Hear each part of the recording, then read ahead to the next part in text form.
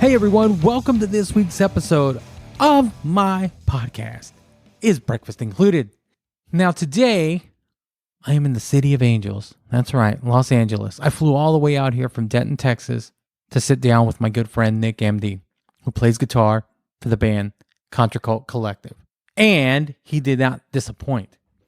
Nick told me about his early beginnings in Gainesville, Texas. Does anyone know what Gainesville, Texas is famous for? Well, it's the hometown of Jake the Snake Roberts, king of the DDT. But that's not what we talked about. Well, we talked about it a little bit. But he told me about how he got started playing guitar, series of bands. It was great catching up with my old friend. But then the conversation took a left turn, and Nick really took me to a place where I was kind of speechless at one point. And you hear that in this interview. And everything I tell him, I'm very sincere. Nick is one of the kindest people I've ever met that I know. And he's someone, I refer to him in the interview as a lifer. And I don't mean that in a derogatory way. He's just someone that set his mind on doing something when he was very young. And he's done it. And he's accomplished what he wanted to do. And he's still doing it. And he was very inspiring to me sitting down talking to him. Anyway, it was great catching up with him. We had a great time. I'll let you check this out. You edit this?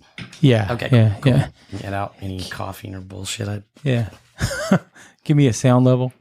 Hey. How's that? Is that close? Yeah, that's good. That's good. Okay. Yeah, man. It's real simple. We just riff. Sounds good. All right, man. Tell me who you are. My name is Nick Emde. Guitar player in multiple bands from Texas. Lived in New York City for about a decade, and now I'm bouncing around the Southwest in Los Angeles amidst the pandemic times. Right on. What part of Texas? North Central Texas, which you say that to a lot of people, and they're like, that means Austin. And you're like, no. They say that for everything in Texas. Like, oh, it must be in Austin. It's like, no. North Central Texas, if you go to Dallas, take I-35 directly in the center, go up to Oklahoma, right where it splits on Highway 82 and 35. And that's where I grew up, Gainesville, Texas. All right. Gainesville, Texas, which a lot of people don't know, is the hometown of Jake the Snake Roberts. Jake the Snake Roberts. It's one of the first places I think there was commercial use of barbed wire. I think back in the day, they had a famous circus that was really well known in the early 1900s, and a famous train station. And there's other weird stuff, unsolved mysteries. I mean, there's like some murder stuff. It was on Unsolved Mysteries back in the day, which was pretty cool. So I guess there's some not so cool things, but it was pretty cool when you're a kid. You're like, I actually watched them film Unsolved Mysteries when I was like second grade. They used someone that worked for my dad. They used their like apartment or trailer house that they were living in as a scene. So we got to go watch them do a scene when I was a kid of Unsolved Mysteries. Right on, man. Yeah. Now you know. Yeah. Now you know. Mystery solved now, though. Hey, so when did you start playing guitar, and who was your biggest influence at the time? Oh boy. So started playing guitar. Well, first off, when I was really young, when the Black Album came out and Guns N' Roses released Use Your Illusion 1 and 2, I really was like starting to find out. I was really young, but I started to find out what, like, oh, wait, what's this screaming? I can identify this with a certain style of music now, or hard rock or metal or whatever. And I was really into Metallica. And then when I saw the Guns N' Roses video for November Rain and Slash Plays Out in the Desert, I was like, boom, done, sold. I need to learn how to play guitar. So it was a couple of years of me just like, my dad he was building something in the backyard, and he had some plywood, and it came out all jagged, like almost a Z shape that was filled in, if that makes sense, like two triangles put together. And I was like, this looks kind of like a guitar in your imaginary kid head. And so I was like holding it, and he's like, oh, here. So he cut another piece out that looked like a guitar neck, and another piece of spare wood that was a triangle. We nailed it to it for a headstock. And then I painted it and put a rope on it, and I just ran around with that like it was a guitar. And I thought that was the coolest thing in the world. And I was like, yeah, all right, this is it. And, I'd sit there and MTV and Nirvana and all this stuff was happening at the time. I'd wake up early. I'd watch it, have my fake guitar there. And then eventually, a family member was like, oh, here's this. It's the same old thing that happens to everybody. Someone gives you an acoustic with like, can't stay in tune, and the frets, it's like the strings are like a mile off the fret. Yeah. And so it's this massive guitar. I'm this little kid, and I'm just holding, and then I'm holding that in front of watching MTV. Can't even press down a string and fret it. It's so bad. And I guess they saw me do that enough. And then eventually my dad was like, okay, so let's get a guitar. And we went down to his buddy's like junk shop. And actually that black Explorer looking thing I have out here with the built-in speaker, I'll show you in a second, is the first guitar that I had. And he sold it to him for like $20 or something, or maybe nothing. And it had like a guy with a spike bracelet grabbing it, and it looked all metal. I was like, yes, this is it. And it was small, so it fit me. And then I went through a whole nother period of not knowing how to play. Someone taught me Smoke on the Water like way later, and I could play it on one string. And then finally they were like, okay, let's get you some guitar lessons. So I didn't start playing guitar till 1994. And then I took lessons with my dad because I was too young to do it on my own. And he had to come with me, and we did like 2 lessons. They taught me Johnny Cash, how to read tab, some country stuff. And then my dad got sick and went to the hospital for a while. So I didn't go back to lessons. And I was like, I can't figure this stuff out. So I just quit playing for another 6 or 7 months. And then somehow something clicked. I think my dad actually showed me. He's like, oh, you playing the guitar much anymore or something? And figured out how the tab actually worked. And I was like, oh, boom, magic, clicked. Then I actually started playing. I just taught myself from there. So who knows when that was. But, it's not very consistent. Right on. Yeah. And your first band in Gainesville, Texas? Well, hard to say. First real band. Let's go with first real band. Okay. Well, it went through a lot of different phases of me meeting with people, playing in a shed, this one kid invited me over to his place, and we went to a trailer house, and then in the back it was an empty room, and he just had a drum pad, and he was just playing on the drum pad, and I had like a guitar and stuff. And I was just like, this is not how I imagined this going. I had a little processor, DOD processor, and I was ready to shred. And I'd seen him play real drums in jazz band in school, and I went over there all pumped up. I was like, where's the drum set? And he's like, well, I'm just going to use this today. And I'm like, I'm so much louder than him. And you can't tell what the hell he's doing because he's just going, Animal from the Muppets on this thing. And I'm here trying to play riffs. And of course, I just had to wait till my mom was going to pick me back up. I was like 14 or something, freshman in high school. And I was just like, this is not happening. And then there was a whole bunch of baby steps like that for a matter of years until the first band that actually performed. And that was the end of 1997, I guess, and we formed a band. So it was probably a year and a half or so, 2 years of just like kind of embarrassing moments. And then I'm not saying this wasn't embarrassing, but we went and played way out in the country and opened up for his dad's cover band, and our singer didn't show up, so it was just us two. And then we had to have his dad and his buddy sing the songs they knew, so they're like reading off paper. We did Love Me 2 Times by The Doors. We did Going Blind by Kiss.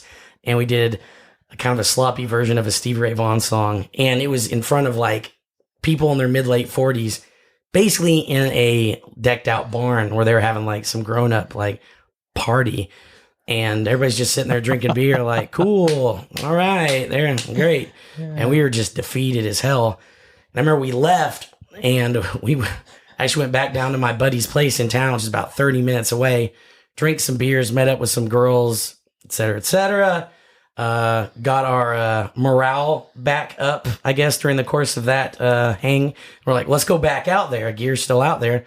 We drive out there a little sauced up, and there's shitloads of people out there. So we jump back on the gear because the old guys ain't playing, and we just start jamming like all this stuff. And all these people are just like, hell yeah, just us two. I have a Marshall cranked up, playing AC/DC, pieces of Pantera, pieces of everything, but people didn't care. And after that, like, I remember people just yelling and being like, that was so sick. And I'm just like, okay, this is what it's about. This feels good, even though it wasn't complete. And then, like, I had people, like, I ended up giving guitar lessons to these people and stuff, like $20 an hour. Like, I barely know what's going on. I roll in there, like, trying to show them stuff. But anyway, that was the first step, I feel, where it was like, okay, this is how people are supposed to react to It's what you imagine. Yeah. Not people just sitting there sipping on their beer being like... So was it the liquid courage or the females that you Both. hooked with? Okay, Absolutely they both. gave you the, like, I'm going back out there. I'm going to show these fuckers how it... Oh, yeah, for sure. I mean, everyone knows how that goes, and it was just kind of a, you're real young. Like, I was like, I was 15 or whatever, and I was just like, hell yeah, now we're talking. This is rock and roll, and I wish I could see. I mean, I have video of the first part that we played, which is pretty whatever. We're just standing there, kind of just looking bored. And in my head, I remember doing it, and I was focusing. It felt a lot cooler. But coming back, no one filmed it, so I'm interested to hear how bad that really was, in real life. Excuse me. All right. Well, after that triumphant return to the stage at the barn, what was next? Oh, man. So after that, my said friend ended up kind of just not showing as much interest, so I grabbed my gear. And I met these guys, one particular guy who's this Colombian that had toured overseas. Someone that I played jammed with before, this bass player. He's like, you got to come jam with this Colombian guy. He used to tour in South America and all this stuff. And he was actually from there. And so we pull up to this guy's house. He's working on his car. This guy's got like his hair out everywhere, these Aussie glasses. And he's like, hey, what's going on, man? You want to jam? Are we going to play some fucking metal, man? And I'm just like, all right, let's see how this goes. And the cool thing was, I mean, he was like 34 or something then. I was 16-ish.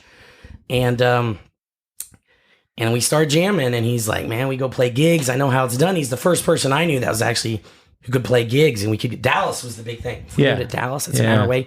We get to play Dallas. That is the end all be all. Because we're made it. Yeah, we're from nowhere. There's nothing. There's a couple hick bars. That's it. No one plays music there barely.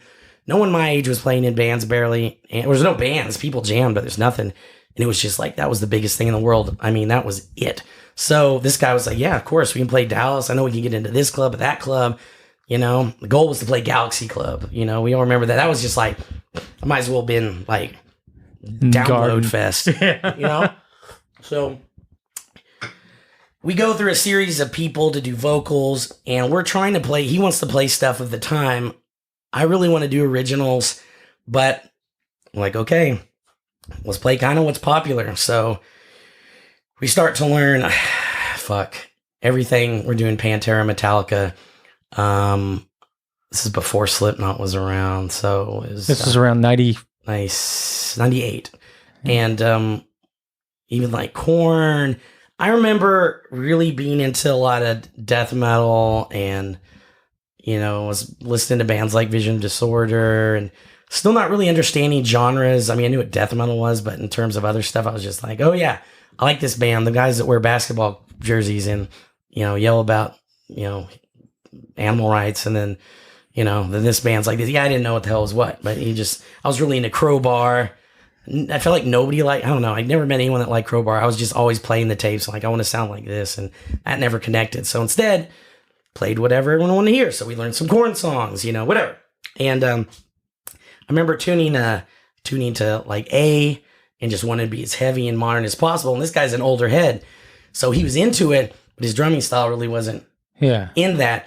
And we had these guys trying to sing these guys were 30 trying to sing like some of these younger bands that we tried, and it just was awful. It was very embarrassing and not cool. But we ended up getting a guy sing for us who his biggest thing that he had done was open up for Quiet Riot in the early 90s with what was the band called? Mystic Trip. Okay. And this guy, he played the bigger older uncle, father figure of the band. Now, this is what you got to do if you're going to do. Everyone always pulled this shit, though. Everyone you knew who's older is like, no, man, you got to do this if you're going to do that. And it was all these, everything, a lot of the things that they would tell you were stories that were urban legends still. I think the internet, what happened when Paul Stanley did this? It's all bullshit. It was just hearsay. This is how you fix this on your guitar. And it's just a bunch of, I don't know. It's just nothing. It was just weird.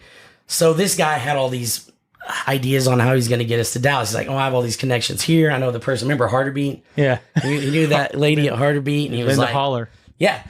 And he's like, all these weird little clubs that weren't Galaxy Club and the cool clubs, they were like, you know, all these Gusher Club and all this stuff. And which I don't know, those could be cool, but when we played, it wasn't. We ended up opening for this band called Toast a bunch.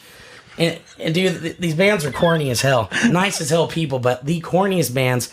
Our singer had like spandex shorts, like a Queen Strike shirt cut off with like paint all over it, you know.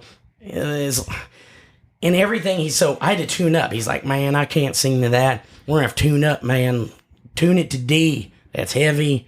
Just give it some crunch. And I'm like, all right. So then we started adding the songs that I knew that I grew up playing. So we added like, all right, we'll make Led Zeppelin harder, Motley Crue harder. We'll do Alice in Chains. We'll do Judas Priest, et cetera, Corrosion of Conformity. So we started covering those things and a few heavier songs. And it really didn't sound that good. And we had some really bad, really bad originals. One of them was about him getting pulled over drunk and going to jail. Like, that was the best song, you know, and it was called Fuck the Man is what it was called. You know, so he's drunk, gets pulled over, and he gets arrested, and he's like, fuck you, man, fuck the man. And it was horrible. We played Vampire Lounge. We opened up for Solinger, I think was the coolest thing. Aska, played those types of bands. Yeah. But I would go over in the Rock. I'd go over to Galaxy Club and peep in. I was too young to even be in these places, but they let me go in. And I would poke in and look at these bands that were like playing modern gear, look cool. I was like, fuck, this is so sick. I'm over here playing with these other guys. Hey, Galaxy Club was the spot. The spot sounded the best. Shout out Braxton. Shout out to Kent Wyatt, Braxton Henry. Mm-hmm. The coolest place. All the cool bands were playing there. And it's weird, like now, I'll talk about the shows you've seen there. And these are bands that are huge now, you know? Yeah. Seen Lamb of God there, seen In Flames, seen so Cannibal Corpse, so many bands, you know? BLS played there. Everybody. Yeah. Like, that was the spot. You could go in there and see fucking Dimebag hanging out, you know what I mean? So I'd go see those places and be like, man, fuck, I got to get there somehow. So I'm skipping a lot of stuff, but we played shitloads of shows with that band. And eventually, this young kid, he's like 2 years younger than me. He seems younger when you're that age, who's into metal, who I knew from when I was a kid. Jono, Garrett, started coming up and jamming with us, and eventually quit the other band, and we formed our own band in the same jam room, and it kind of just took over, and we were able to click in and start going from there. And that's when it turned to like, okay, I'm 17. Fine. Literally felt like I've been playing in bands for 10 years that didn't work, you know, in the space of time in your mind when you're younger. I was like, finally, some younger guys. Then it's like, how do we get back to Dallas? I don't have any connections there really, besides those shitty clubs we played and the bands I don't like. So it's like, now it's starting over. Yeah. I'm like, what are we going to do? We're back and stuck in our hometown. So it's you and Jono. And then when did you guys get the rest of the lineup? So it was real funny. We were together jamming, and the bass player of the band I was in was this guy named Eric, and his cousin was like, used to sing in the band he was in. He used to scream and stuff. So we're like, oh yeah, get him in here. And we brought him over. We just started jamming on. We named our band Hate Factor. Recorded ended up recording with a guy that was closest to us, which was Marietta, Oklahoma. If anyone knows that, it's the middle of nowhere. Really nice guy named Johnny Bone. I mean, poor guy, you know, never recorded a band like us. Was recording like, I don't know, I forgot, like fusion rock bands and shit like that. And it was so bad. So we got this recording back. The vocalist is just, we realized he only wrote like 4 lines of lyrics and used them for every song, basically. And the guitar sounded bad. The drums didn't make any sense. It was basically like if you had toms and cymbals and a kick drum that you were just like out of time hitting every once in a while. And anyway, so that didn't last long after that. We split that off. We got the bass player to sing. And Jono was like, hey, this girl's going to have a party. She wants us to play. She'll pay us $200. Like, boom, we got to get a bass player. Got one. Learned a bunch of bullshit covers at the time. I mean, Machine Head, all sorts of stuff. Wrote a couple originals. And we're like, the idea was to have this band of these people so we get back to Dallas and then figure it out from there. Maybe keep the same band, maybe not. Then she canceled the party. Then we had a band. And then our friends, or Jono's uncle, knew a guy who was checking us out and was like, "Here, I get these guys into the." We recorded a demo, and he's like, Pineapple Studios, I think is what it's called. Yeah. And he's like, "I can get these guys on Wednesday at the Galaxy Club." And we played skate park, Eisenberg Skate Park first, and then it was Galaxy Club in on Plano, a Wednesday. right? And yeah. And then we got the Galaxy Club, and it was like, whoa, we're playing on Wednesday. We got like 40 people from Gainesville to drive out on a Wednesday. And I remember Braxton and the people there being like, wow, that's pretty impressive. Let's get you guys on a weekend. And I was like, oh, dude, we did it, dude. It's a big deal, man. So 40 people on a Wednesday. And it sounded so good on stage, too. You felt like you're playing the fucking, arena or something. By comparison. Fuck what everyone said, man. The Galaxy Club sounded great. Yeah, you're wrong if you think it's anything wrong with it. And it sounded far superior than Trees did at the time. Trees didn't sound as good, I didn't think, back then. It kind of gradually got better. I don't know. There was a period of time I felt Trees was kind of whack sounding. But, and then, Curtain Club, But, so yeah, then we're there. And it was just an uphill battle from there. And it took us 5+ years to almost 6 years to figure it all out, put out enough stuff, do regional touring, open up for a million bands to get a deal. Yeah. And then it all ended. And then after we played everywhere, then we had a good 2006, 7, 8, 9, a good 4 years of going pretty hard. And then we just 2010 I moved to New York. Yeah, that was the Destro, right? Yeah. All right, once you got out to New York, that's where you met your current singer. Yeah, I mean, I moved out there kind of on a whim. I had an ex, and she was out there, and I'd visited her a bunch. We were on good terms. And I was like, man, I can't. This band is just... I felt like there's too many roadblocks in the other band, and maybe certain members we all had something to do with it, I guess, on certain levels. But I was like, I put 9 years of my life into that band. I'm done. I got to do something for myself. So I was like, fuck it. I cut my hair off, sold my car, paid off my debts, got an $89 plane ticket one way, took a guitar and 2 bags, got rid of most of my belongings, wrapped up the rest, left them at my parents' house, landed there, and it was like, all right, now what? And I had goals of like, all right, I want to later I don't want to do any bands for a while, but maybe I can work in a studio or a record label, bartend, and then figure out a bunch of other stuff while I'm there.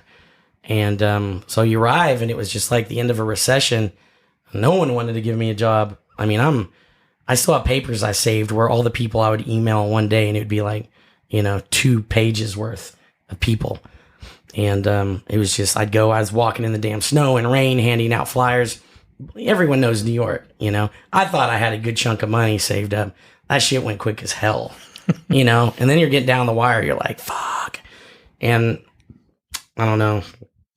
I remember it was coming down the wire, and I had to borrow a few $100s from my parents, and just like, okay, what's going on? And I got an internship at Earache Records. I was like, I'd like to do something there. And shout out Al Dawson giving me a shot there. And I don't know. It was really, really, really tough for a year. It was really hard. Really, really, really hard. I ended up walking dogs and interning for a while there. And man, it was, you questioned a lot of things. You're in the snow picking up dog shit, freezing your ass off, barely any money, and being like, all right, is this a good idea? What are you doing? Reflect your goals, go back, figure out what you're doing. And, I did that. And then eventually everything just worked out. All of a sudden, boom, things just clicked. It was like, boom, I got hired at Earache. Boom, got a bartending gig a little before that. Then boom, got another bartending gig. Next thing I know, I'm working every day. I got like a buddy I'm jamming with. Like I had no days off all of a sudden. Went from struggling for work, having plenty of money, working all the time. I would work, for a while I was doing the dog walking and Earache and 2 bartending gigs. Then I got rid of the dog walking thing. I was working Earache during the week. Then on Friday, I'd go in, work a bar, basically 5 p.m. to 4 a.m., which could be later. I would get off, go back to Brooklyn, wake up early, go back to the East Village, open up a bar at noon, work noon to 8, leave there, go back to the other bar, work 8 to 4, go back to Brooklyn, come back on Sunday, open up from noon to 8 again. So I did 4 bartending shifts Friday to Sunday. I wore myself out, burned the candle on both ends, and then eventually gradually adjusted from there. It was a trip, though. And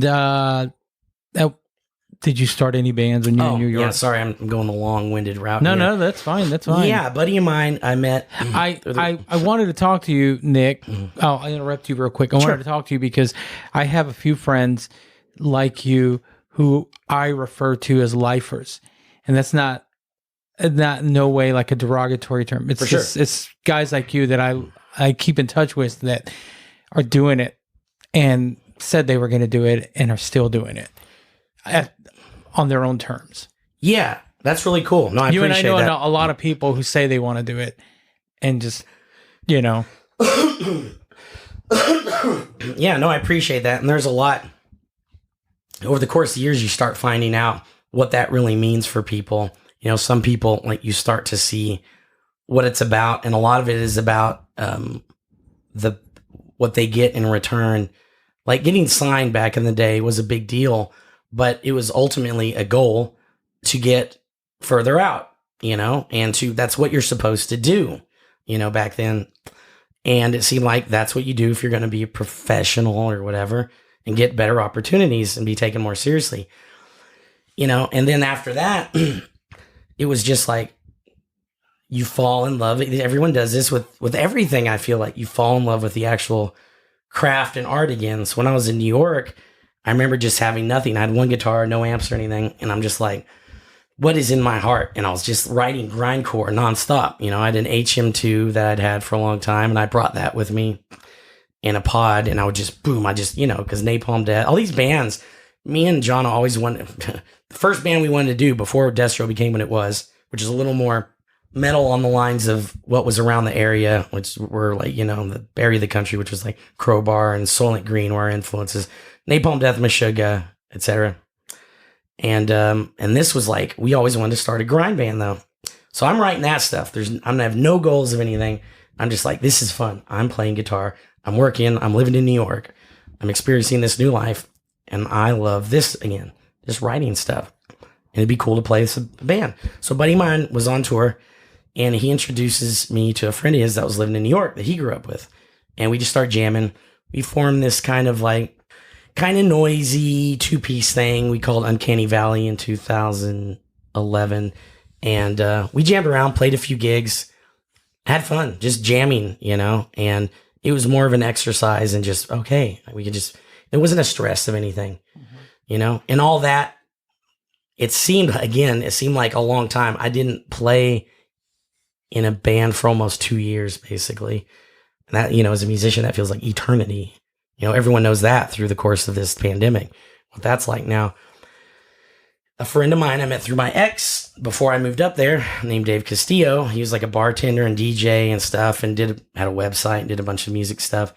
We were like, I showed him Iron Monkey back in the day, and he was like, yo, if you move up here, we should form a band. That'd be cool. He showed me other bands. So we were looking to form like a hardcore metal band up there, and we went through a whole bunch of lineups of potential people. Nothing ever panned out. And then after a year of that almost, we got a group together that met up. We started jamming. We got along, and became a band called White Widow's Pack. And we jammed through the course of a year, recorded an EP, and at the end of 2012, opened up for I Hate God. And that was our first show at St. Vitus Bar, which he became one of the co-owners, and he booked all the shows there, which would soon become the spot to go to in New York. That was our home. And the other guitar player, Travis, early on, we were out drinking at the bars after practice. I remember being like, yo, you like fucking industrial shit? And he's like, fuck yeah. I'm like, hell yeah, dude. We should start a side project, sometime. So it took a while. And I was like, let's get on this and do this. There's nothing happening really. There's a few bands. There's a band like Youth Code, which was awesome, but wanted to do something a little more guitar heavy. Not like Static X or something. I don't know. Just something different. Based on our influences, and we were into bands like Frontline Assembly and early Fear Factory and a million bands. But so we started working on that, And I was just recording on a little pod, and he was making beats in the jam room, recorded tape, started playing out as a 2-piece, these underground shows, not metal shows. We were staying away from metal shows, just playing weird party kind of things, and like they have DJs and stuff like that in New Jersey, New York. And then we stopped playing after a few shows and wrote another demo. And that got into the hands of a friend who happened to be starting to work at Roadrunner Records.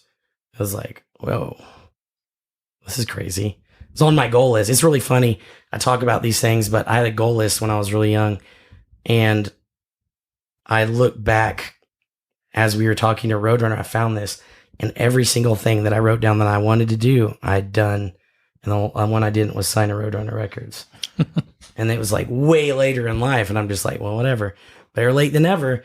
We started working with them, doing talks. The shit took forever. I mean, they came and saw us on a Wednesday night in a basement bar in the Lower East Side on a Wednesday at like 1 a.m. And they brought like a whole crew of the label out and started from there. And eventually we worked on a developmental deal, and they started flying us all over the country to all these producers, recording all these demos. Pretty wild. Just trying all these things out. Eventually put stuff out at the beginning of the pandemic. And then that happened. We played a show at the Echoplex here in LA. We moved to LA, wanting to start the band as this being the new home base. And then it's just like, that's boom. Why LA?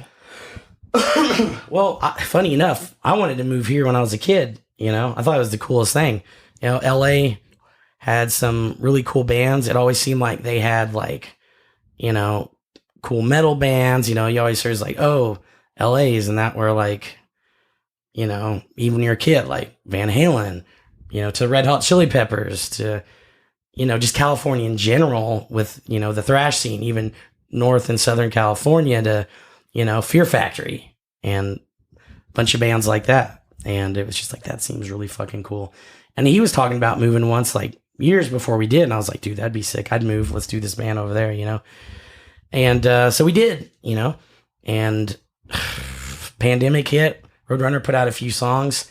There's some inner workings of the label that shifted around in terms of the parent label. And it made things a little more difficult for a band like us that they were putting out from nothing.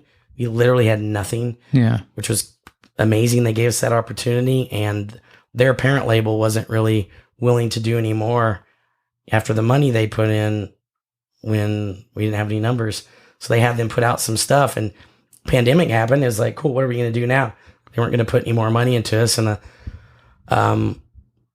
the guy in charge of Roadrunner Records, Dave Rath, shout out Dave, really cool guy, kind of let us go so we could not be on hold anymore. And there wasn't a whole lot more they could do for us at the time either. So we let us go. And then we got to put out a bunch of stuff that we'd recorded over the course of this time, and not playing any shows or anything.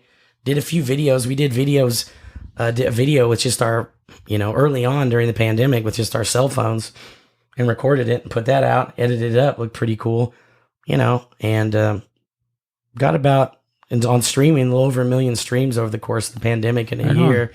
And then, we got put on these Danny Wimmer shows last year, and we were planned on touring and all this other shit around it, and that got wiped, so they were pushed to this year, and then here we are. So our second, third, and fourth shows are Louder Than Life with Metallica headlining, Aftershock Metallica headlining, Welcome to Rockville, which is 9 Inch Nails headline, which was going to be a dream come true, but now it's Slipknot, which is fine, which is cool, but it's not the same, come on. But so you guys did one show. That's it. And then the shutdown, quarantine, pandemic hit. Mm-hmm.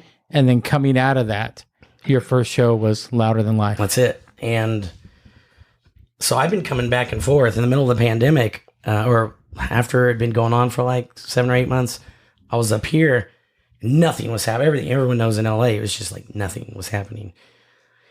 And I was scared to travel, but my parents were like, hey, you should come by and visit. And I was like, I'm afraid to bring shit down and get tested as soon as I get there. I'm afraid to fly and all this stuff, all this. And they're like, don't worry about it. Just come down. So I was like, cool, I'll spend a month down there. I really thought I was going to spend a month, maybe a month and a half, come back, figure things out. I was paying month to month up here. So my friend's parents had some space. They're like, go ahead and put your stuff just in here to store, no problem. They're really nice to do that. And I went back and I just kind of fell in love with being where I was from again. 'Cause, you go through a whole long period, where you're like, oh God, my hometown, this area, whatever, blah, blah, blah. Who cares? You started seeing things with a different light, started seeing the beauty in a lot of things again. Got to hang out with family, which I haven't been able to do more than a couple times a year consistently. Got to make food for them, help them out around the house. Got to, help paint my sister's house and all sorts of stuff, and just started bouncing around Texas and hanging out in Oklahoma a little bit and just going around family. And, my nephew was real important to be around him. Got to see him, day to day during this time. And it became like, wow, I hate to say blessing, but I guess that's the closest word I could think of as a gift to be able to be healthy and be able to experience all these things. And my parents had a travel trailer, like an RV trailer thing, and they're willing to like drop it off somewhere. So I'd go stay out in the middle of the woods or an RV park. And I just stayed there and didn't really tell anyone I was around or anything, and just kind of just reset everything. And my mindset and just figuring out, what was the next thing, and over that period of time of the pandemic, I was like, well, everyone's like, what to do during the pandemic? Make a piece of art or write a record. And, luckily enough, I actually took that advice and, just my natural advice to myself, wrote down a bunch of goal lists and wrote like 5 records, really. We did a full length for Contra Cult. We did like 17 songs, actually. I wrote a black metal, death metal record, which I did everything myself, which I'll be putting out soon. We wrote stuff and released for a band called Night Soul. Me and my buddy Frank from Metal Injection had a whole bunch of guests do vocals on that. We actually worked on most of that before, but did a grindcore band and did some other like shoegazy stuff, and then a couple other projects which never came out to anything. But so I'm there and I have a computer and a guitar, and I just continue to write and hang out with family, spend time at the lake, spend time living a different life. Yeah. New York, 10 years almost. That's it. If you live there, you know what it's like. It was just like, go, go, go, go, go, go, go, go, go, go, go, go.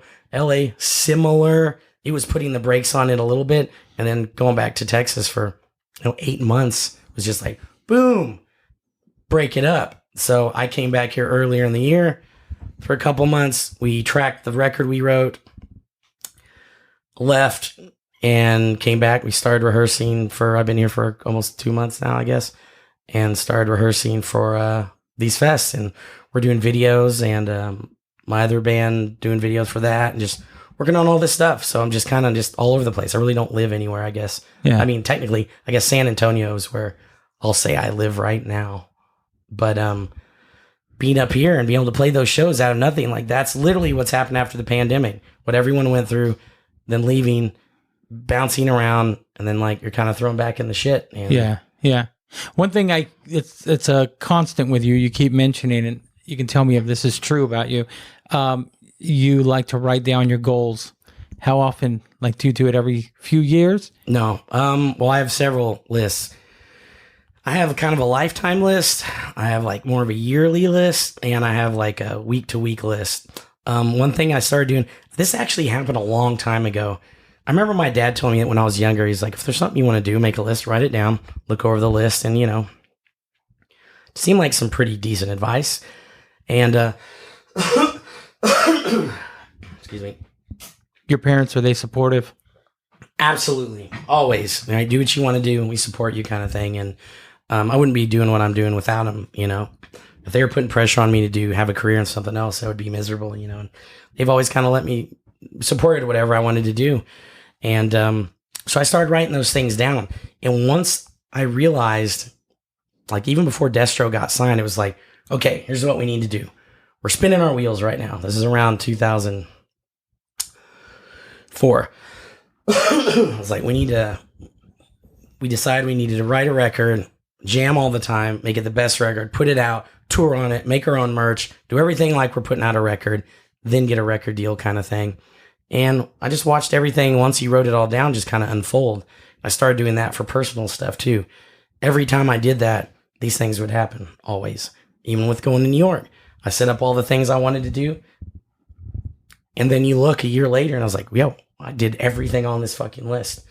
And they all kind of just, you put that idea forward, you do put effort, but it all kind of just happens after a while. Same with, there's so many things. I always say if you just put it out there, continue to just put it out there and don't go in with the mindset of I got to do this, going with it, well, I get to do this. Yes. It'll happen. A lot of more I ams and when it happens as opposed to like, hopefully it happens. And I remember when I was working really hard, 7 days a week or whatever, and being like, oh man, I wish I worked less. I really want to work less. I want to have more bands and that be enough. And then like, boom, one of the bars shut down I'm working at. Boom, the other one shuts down. I end up working at this other bar and all these little side hustles started happening. Then I had like 3 band projects I was involved in at once. And then I sat there and like 6 months later, sitting in the exact situation I wanted to be in. I'm only working like 3 or 4 days a week, you know? And I was like, how does this make sense? I wasn't making tons of money, but my bills were low enough and I'd have enough good shifts a month. It just worked out. I was like, wow, that's really cool. And then I was like, I want to form a business next year. I don't know what. I want to do something extra, something I'm passionate about. And lo and behold, me and my buddy Brian Sow, who's a chef, was also kind of involved in the metal world and had a show on Metal Injection.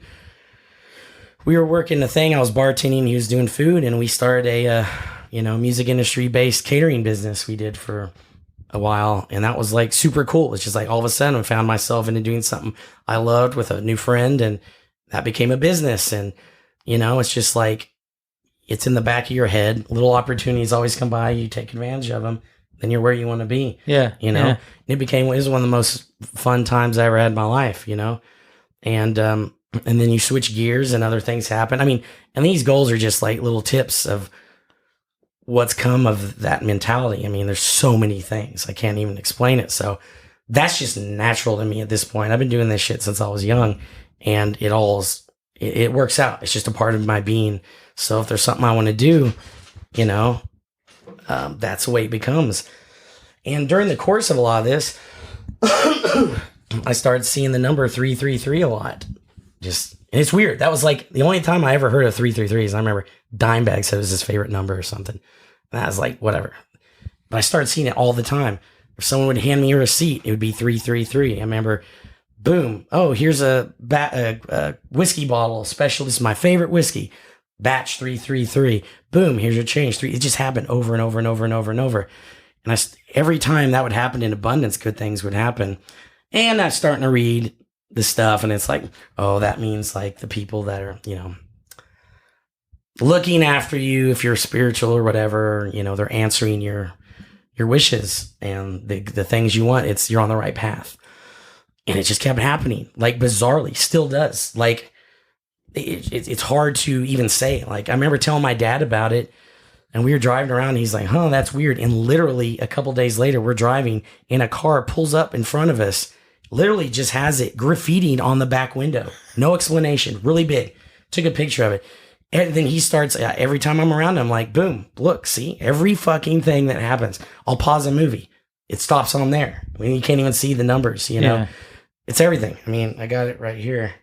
But it just became another thing. Like I put forth these goals. I start to see the number a lot. And maybe this is all just me believing it, and that's fine. But the things start to happen, and around that time too. Yeah. So I don't know. I think it's better to believe in something than to write it off as like whatever. Yeah, and it's fun.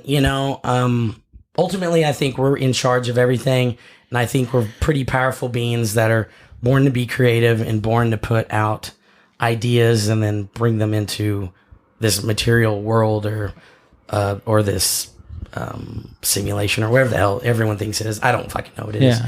But so all those things started to happen, and that's been a big part of my life, and I try to tell people that, and I've helped out a few friends here and there that have had trouble. I'm like, listen, you got to break down things in life and just take it one step at a time. Like writing a record, people are like, yeah, I want to do that. But they don't realize that could be just turning on the computer. It's just like people say, showing up is the hardest part.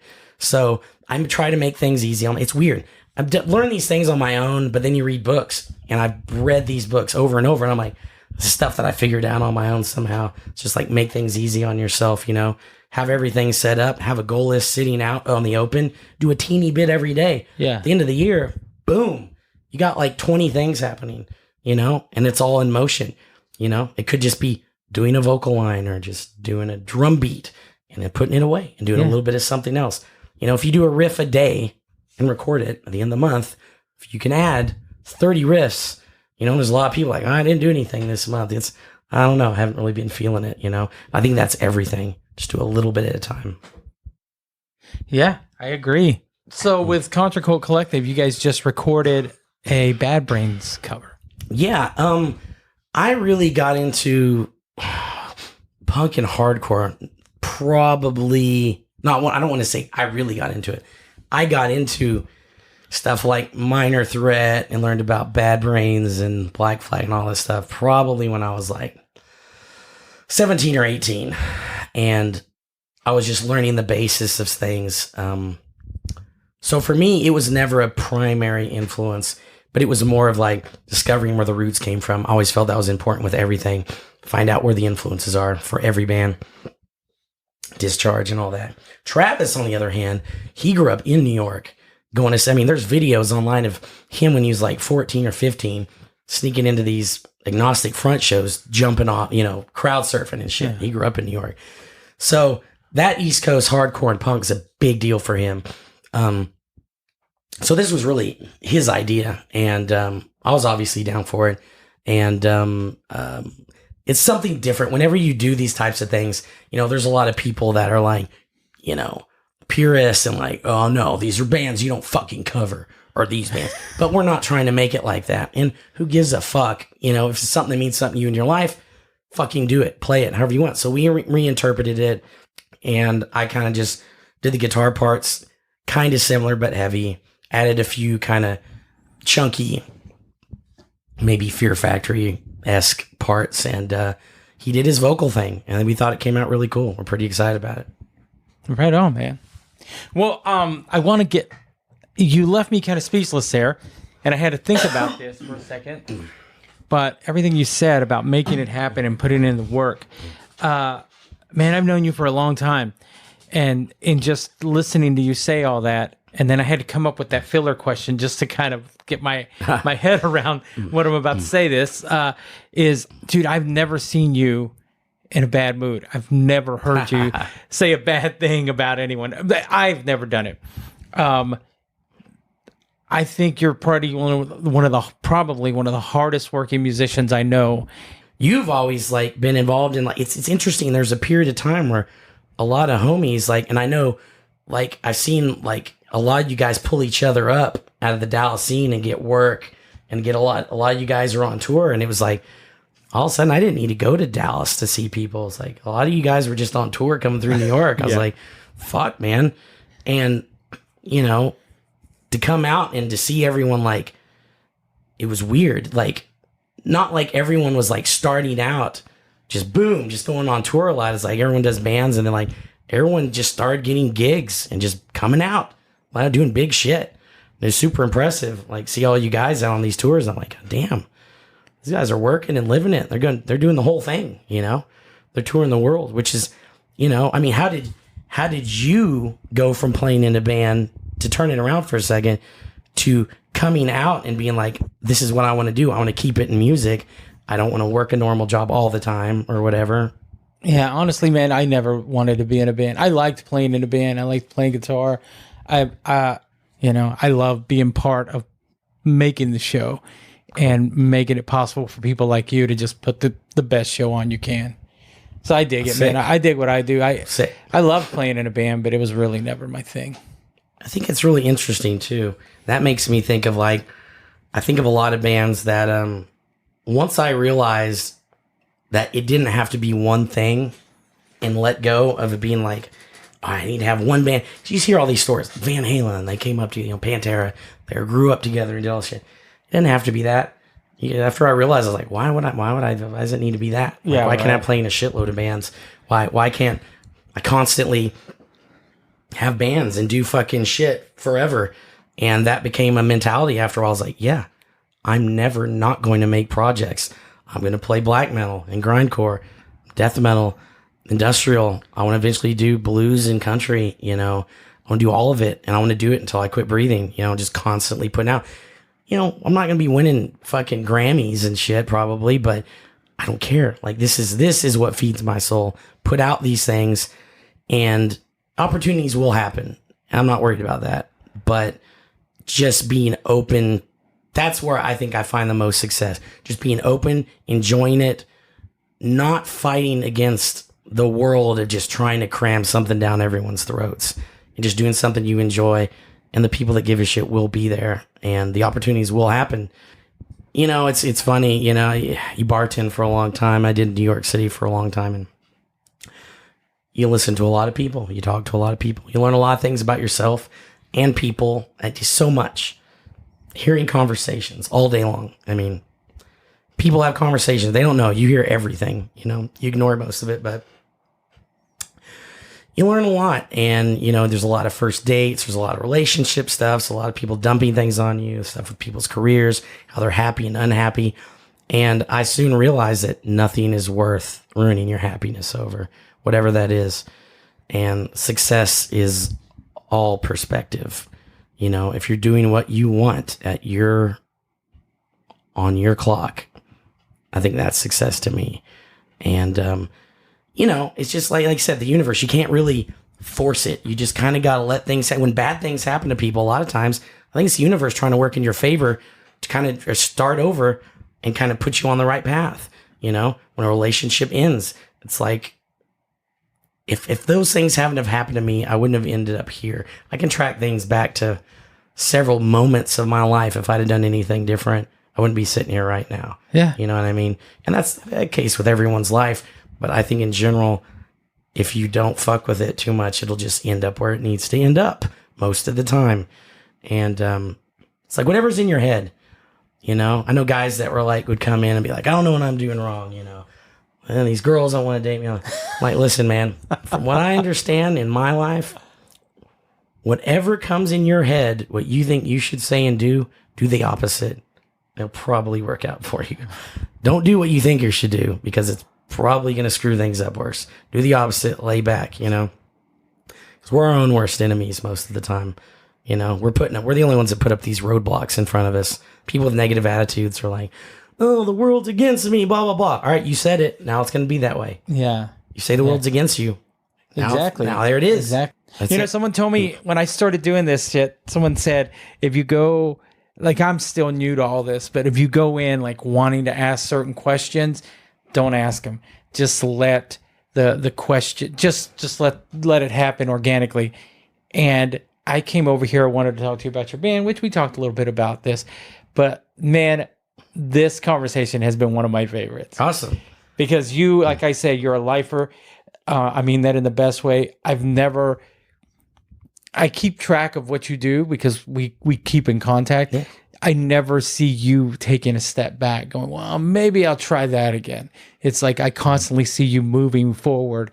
I'm going to do this. I'm going to do this. I'm going to do this. And I have time to do it all. When I walked in, you said, I've got this thing that I'm doing with Jono again, and I know Jono lives in Boston right now, and he comes back to play with Speed Dealer. And, he's the same way, man. He's just doing it. He's doing what he loves to do. And like you said, success comes to a lot of people a lot of different ways. It's really interesting. Anytime that I've had posted about playing with a band or whatever, and I'm so fucking fortunate in all my band, like Destro, we got to play Ozfest, got to play a little bit of, Date on Mayhem Fest, open up for, be main support for Testament, open up for all these bands, like so many fucking bands, do cool tours, all the things I dreamt of when I was a little kid, I got to fucking do, randomly. I ended up getting to hang out with, I've said this in other podcasts, and hanging out with Dimebag one-on-one and having special moments with people that you look up to. And, I've been so fortunate to just live all these little pieces of things you dream about when you're a kid. I think I just dreamt about it so fucking much all day, all night, that eventually they just started all happening. and you just end up in the right spot. So fast forward to being older and being like, oh, well, okay, I'm in this band in New York and we're playing with Obituary tomorrow. And it's like, whoa, dude, like, yeah, like this is it. We're playing with Crowbar. Like, let's check that off the list and all these things. And you forget that these are things that you really wanted deeply to do. They're little things to some people, but big things to me. Like, and then signing with certain labels and having these experiences. Well, once you start, eventually things happened, let's say, when people were more on like Instagram and Facebook, when things were happening with my old band.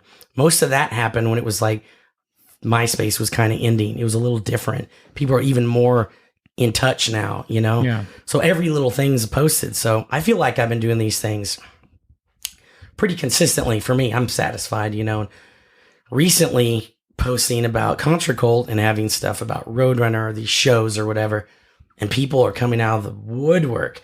People I've even forgot have existed, that no one's trying to be friends with me. And then all of a sudden, oh, hey man, check out my band, dude. Oh, how did this happen for you? And I'm like, they almost come across as like, that was my dream. How did this happen? How did this just land in your lap type thing? What's the secret? I've been pounding away trying to make this happen. Like, and it's really hard. I'm just like, I don't even bother really telling them how you're constantly walking uphill, and it's like an escalator. You're never going to get to that top, no matter what it is. It's like an escalator. You just have to be happy walking at your pace and just enjoying that journey, not getting to the top and there being some, pot of gold at the end. And I just was like, I'm not going to explain this. Like, this is a life, like you said, a lifetime existence of just doing. It just is. Yeah. This experience is now. It's not I finally made it. No, it's never going to end. And I'm like, okay, how am I going to really explain to him all the details and how much hard work in years? Even after working with Roadrunner, it took multiple years to even get shit out. Yeah. And just constant writing and moving around and trying all these things out. So I'm just like, oh yeah, we gave a demo to someone. He's working at Roadrunner, and yep, there we are. I'm not going to sit there. You can't detail everything, and everything that led up to that. Oh yeah. It's like, you want me to start when I was like 14? Like, really, where it started? Back in the barn? Yeah. Yeah. Back in the fucking barn, sitting there, rewinding a VHS of bands and trying to see what chords they're playing, all fuzzy. It's like, I had some tab books I eventually could afford to buy, but the internet tabs were whack back then. It was literally just figure it out, you know? There's no YouTube. And it's just been constant. Like, some people will be like, oh, wow, you're so talented or something, which I'm like, wow, that's incredible for someone to think that. All as I see, I remember every fucking billion hours of just sitting there trying to understand things. Yeah. Playing tabs upside down for a long time because I was an idiot. You know what I mean? It's like, this doesn't even make sense. Like, everything was an uphill battle. Everything's been an uphill battle. But if you literally look at it as that perspective, then you'll feel bad about it. It's like, no, this is just what your journey is. This is you experiencing things. And eventually, what you assume is success is just a part of that journey and things that happen.